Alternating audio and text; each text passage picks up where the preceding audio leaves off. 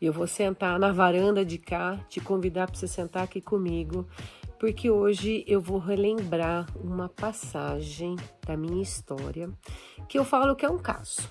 E sempre que eu quero contar um caso, ele tem que ser divertido, né? Uma lembrança divertida. Hoje a gente percebe o micão que pagou, mas assim, foi um mico legal e damos risada. Hoje eu dou risada, mas eu lembro que na época eu fiquei assim bastante desconfortável. E essa história começa com uma viagem para Honduras. E a capital de Honduras é Tegucigalpa. E eu estive alguns dias em Tegucigalpa e fui para Copán, onde tem um sítio arqueológico das civilizações antigas, que é uma coisa que eu gosto muito. Esta viagem ela foi planejada para ser por 3 semanas, porque eu queria... sempre que eu vou para algum lugar assim que eu gosto, eu sempre aproveito para conviver com as pessoas locais, até podemos falar dos nativos, e eu gosto muito do espanhol, e eu gosto de comparar esse espanhol, que tem o espanhol lá da Espanha, tem o espanhol argentino, tem o espanhol mexicano e tem o espanhol lá de Honduras. E eu gosto dessa mixigenação, né, de você ter assim o acento de vários lugares. Então, normalmente eu vou para esses lugares pelos sítios arqueológicos que eu tanto gosto, ou pelo rastreio das civilizações antigas, que eu conheço muitos lugares, mas também para conviver e, por que não, aprender, aperfeiçoar um pouquinho da língua, inclusive com pessoas locais, né? E lógico que isso é um lugar assim simples, mas cheio, lotado de aprendizados, porque ali foi muito legal. E eu fui para uma casa onde recebiam os estudantes, e eu tô falando isso, gente, não é lá em 1900 bolinha quase nada, eu já tinha mais de 40 anos. E eu fui para essa casa de estudantes e normalmente essa viagem, elas são de você levar uma bagagem muito pequena, essas roupas muito fáceis de lavar, essas coisas que permitem trilha, quase sempre é somente aquele sapato, aquele calçado mesmo, que você pode fazer trilha, que se molhar, seca mais rápido, aqueles bem recomendados, e um chinelo havaiana, porque você não tem nada de você ficar trocando de roupa. O máximo acontecimento que você vai se reunir com um grupo de pessoas são coisas em locais muito pequenos e muito simples, e com essa coisa dessa transição aí, ou os nativos ou pessoas que vão, como eu, com o intuito de aprender, de ter essa convivência dentro das casas. E eu cheguei e o lugar tinha a mãe, né, que ali era a mother, ó, tô até no inglês, mas era la madre, que cuidou, que me recebeu e também receberia mais 2 ou 3 outros interessados, mas naquele momento eu estava lá sozinha. E era um lugar muito simples, que a gente tinha para as refeições, tanto o café da manhã quanto as outras refeições, era uma espécie de um barracão como esse daqui, um pouquinho mais protegido do tempo, mas não era aquela coisa convencional como a gente conhece, de você ter uma cozinha mais formal, ter os acessórios de cozinha.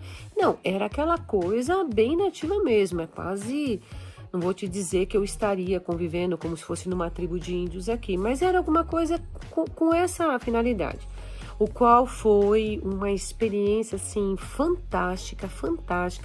Eu me locomovia para a escola que oferecia o aprendizado, que na verdade era uma casa onde tinha alguns espaços programados, era uma escola reconhecida, e os professores eu tive uma professora que era uma moça, mas agradabilíssima, com genuíno interesse pelo país dela, pela história de onde nós estávamos. Então foi assim, realmente um aprendizado muito in loco, uma coisa que nada substitui você aprender com essas pessoas, e você acaba se virando. Mas logo que eu cheguei na casa, a minha primeira refeição foi um almoço. Cheguei por um período que de Tegucigalpa, que era a capital, me transportei até lá, e eu cheguei num horário próximo ao almoço, me acomodei e fui almoçar. Quando me serviram, tinha o prato da refeição, e a gente se servia, e eu só via ali um garfo. um garfo e o que ajudava a servir era uma colher. Não tinha nenhuma faca. E eu comecei a ficar meio assim, sem saber o que fazer, porque tinha alguns alimentos ali que até dependiam um pouquinho de cortar ou de você ter o apoio em algum lugar, né? Que eles usam aquelas massas assim, que seria talvez substituir pelo pão, mas eu não estava conseguindo me entender como é que eu ia fazer aquilo. E eu até olhei para todo mundo e eu vi que as pessoas comiam muito com as mãos. Pegava aquele coisinho do pão e ia lá e se servia, colocava o alimento um pouco em cima, aquelas coisas que não dava para cortar, que tinha uma carne, o que não conseguiam cortar com aquele garfo, colocavam na boca e tiravam assim. Eu falei, Jesus, como é que eu vou comer desse jeito, né? Então eles perceberam que eu fiquei muito observadora, não falei nada, mas eles perguntaram, né, ali se eu queria uma faca. E eu falei sim, que eu gostaria muito de uma faca. Quando a faca chegou, eu acho que era a faca de matar o boi, porque era uma coisa enorme. Com certeza era a faca da preparação dos alimentos aqui. Não vou te falar que era aquela peixeira que a gente costuma falar aqui, mas ela era enorme. Não tinha nada a ver com a faca regular que a gente acompanharia os talheres simples, né? A gente se servir. E eu peguei e falei, bom, já que a faca chegou agora, o pior que eu posso fazer é não usá-la, né? Então eu ali, dentro do meu jeito, cortei ali, acabei me servindo, já procurei, cortei todas as partes em pedaços pequenos de uma vez só, que normalmente cortaria uma parte, iria me servir, outra parte. Não, cortei toda a parte da carne, acomodei a faca, terminei a refeição e ficou por isso mesmo. Mas eu fiquei assim muito encabulada, porque eles não tiveram a malícia de falar, nossa, vamos arrumar uma faca para ela, né? Assim, tipo, achar que aquilo não fosse uma coisa legal. Não teve nenhum contexto de, a senhora gostaria de querer uma faca? Tá bom, então apareceu a faca. E todas as outras refeições, essa faca apareceu. Mas eu me senti assim, que eu talvez devesse ter pesquisado mais, né? Ou, apesar de eu não ter pedido, eu estava mais observando como é que eles comiam. Eu sei que ele tomou um prato, talvez eu não tivesse sido a única, mas ficou uma coisa assim, que eu me senti péssima, porque a faca ficou... Não tinha nem como eu usar, pôr no prato para cortar, porque ela era muito grande mesmo. Eu tenho certeza que essa faca era usada na preparação dos alimentos, somente dessas coisas de carne, dessas coisas de corte, porque ela tinha uma ponta fina e foi muito desconfortável de usar.